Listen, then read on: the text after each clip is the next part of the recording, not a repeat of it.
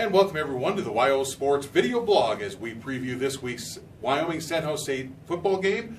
My name is Scott Nulph. I'm the sports editor at WyoSports, joined by Robert Gagliardi, senior editor at WyoSports. We're inside the Wildcatter Suites. Back home for the Wyoming football, kind of a unique thing. Haven't been home for a month. We even remember how to get to this place now. I had to use my GPS to find it, and I still got lost, but I'm sure for Wyoming they're happy to be home, and hopefully they can come back and get a win. They're 3-0 at home, but it's been last week was a rough one for them over on the island. It has. It has been a weird month. You know, they haven't been home for a month. They had a bye. They had a loss to Michigan State, and then the tough one last week. What are your thoughts about getting back at home? Do you think that will help them just to kind of get back to the familiar surroundings? I would hope so. I mean, they're like I said, they've been 3-0 at home and played some decent football here, and you know, they need a lot of all the breaks they can get. We knew about the Oregons and the Michigan States, how tough those games would be, and not that those weren't disappointing, but the one at Hawaii last week, getting outscored 28-7 in the second half and losing that one, and Craig Bowl even said didn't take anything away from Hawaii, and Hawaii did play well, but kind of let that one slip away, and that's tough. That was a Mountain West game, even though it was on the road, tough place to play. You can't let too many of those slip away. So maybe getting back home, where they have won, they're familiar with things, maybe that'll be a spark, because I think this team definitely needs one right now. Absolutely. They do come home this week to play San Jose State, a team that has had a few struggles during non-conference, kind of like Wyoming played some really good teams during non-conference play.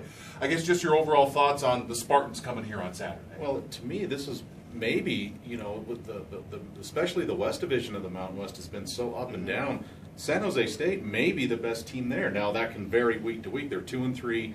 They're not scoring a ton of points, just a little more than Wyoming, but they've got the personnel to be pretty good. I mean, they've got a dual-threat quarterback in Joe Gray, and they seem to be settled on him. A quarterback is a very good improviser, can make some plays. They've got very good skill people, as they had last year. The two Tylers I like to refer to, Tyler Winston and Tyler Irvin.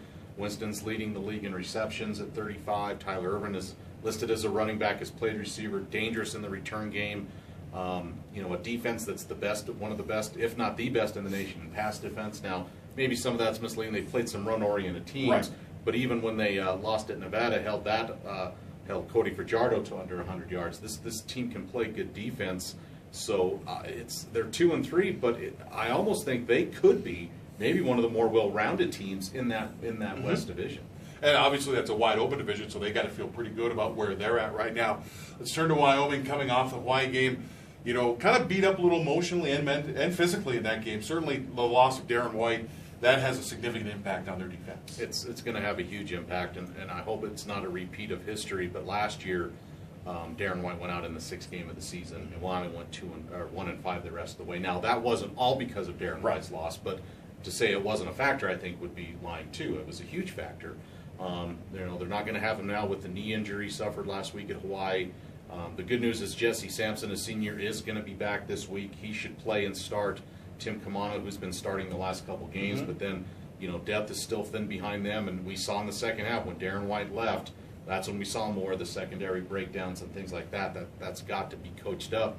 And against the speed and skill that San Jose has, Steve Stannard, Wyoming's defensive coordinator, said they have a lot more speed than Hawaii did at receiver. So that's going to be a key thing, but not just in the secondary, up front, getting a pass rush, just a lot of the same things that Wyoming has needed to do and work on the last couple weeks, or really all season. They're going to need to start doing well. If not, it could be a long afternoon for Wyoming.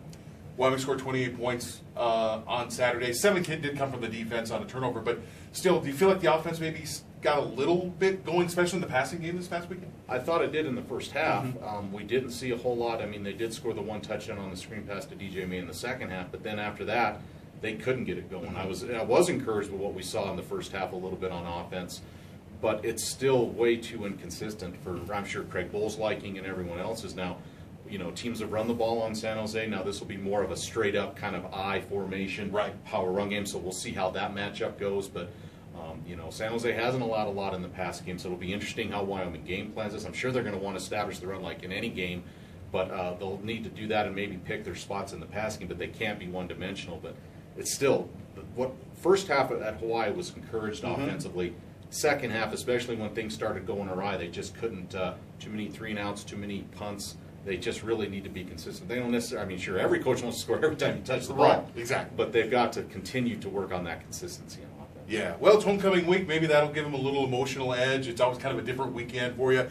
What do you think happens here Saturday? Kind of, I won't say it's an absolute must-win, but it feels like it's a big game for Wyoming. Well, you know, after losing a couple straight home for the first time, and then not that any game in this league isn't tough, but then the real teeth of the schedule comes in with CSU and Fresno and Boise and Utah State coming up. I think this is a huge win. It doesn't look good on paper for Wyoming when you just look at it on paper, but obviously they don't play the games on paper. I'm going to go out. I'm going to say Wyoming's going to find a way to win another close one. I don't know if they'll have to come back late or whatever. I'm going to say Wyoming's going to try to bounce back, or will bounce back, win a close one, 27-23. I kind of think along the same lines. I think if it's a game you have to win, you play with a little more intensity, a little more emotion. I think it's going to be a lot like the couple home games against Montana and San Jose State. I don't think it's going to be high scoring. I think Wyoming's going to find a way to make a play late to win it, whether it's defense or offense.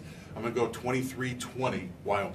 All right, well, I'll do it for this edition of the WyoSports videocast. For more Wyoming coverage, see the Wyoming Tribune Eagle and Laramie Boomerang newspapers, and also check back online at wyosports.net. Thank you very much, and enjoy the game, everybody.